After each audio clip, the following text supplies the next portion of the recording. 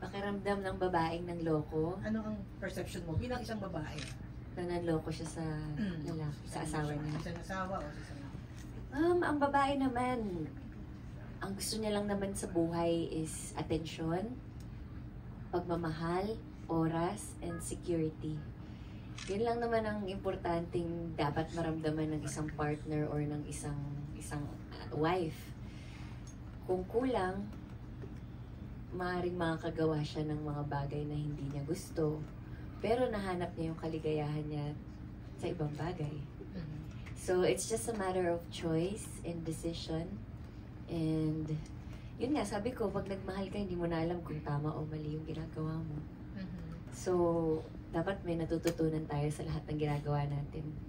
So, you mean, when you play the role of Juliana, nagbago yung perception mo? Mas naintindihan mo yung mga babae nakakagawa ng ganun? Hindi naman sa sinasabi kong okay yun, okay siya, okay yung ganyan. Pero pag napanood mo tong buong series na to, may intindihan mo yung babae kung bakit niya ginawa yun and kung bakit niya nagawa yung bagay na yun. But at the end of the day, meron kang matututunan and meron kang take away na dapat pinapahalagahan ng lalaki ang isang babae para hindi siya mawala sa'yo. Thank you. Last na lang, last question. Reverse naman natin. Ano naman yung... Siya naman. Mga lalaki naman. Ano na yung... Lalaking niloko.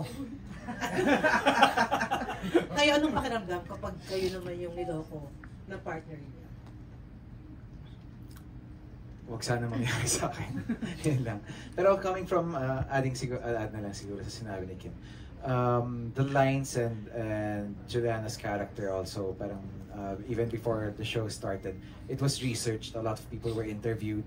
So may pinanggagalingan at may pinagbabasihan rin yung character ni Juliana based on actual real people. Right. Yan, yun lang.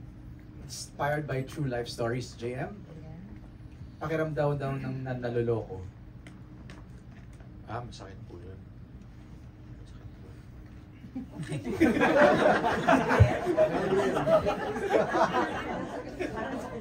Masakit po maloko. Kaya dapat mag-ingat. Dapat mahalin muna yung sarili. At huwag mo loloko kasi karma is real. Karma is a god. Aaron? Yes, MJ, ang susunod na magtatanong.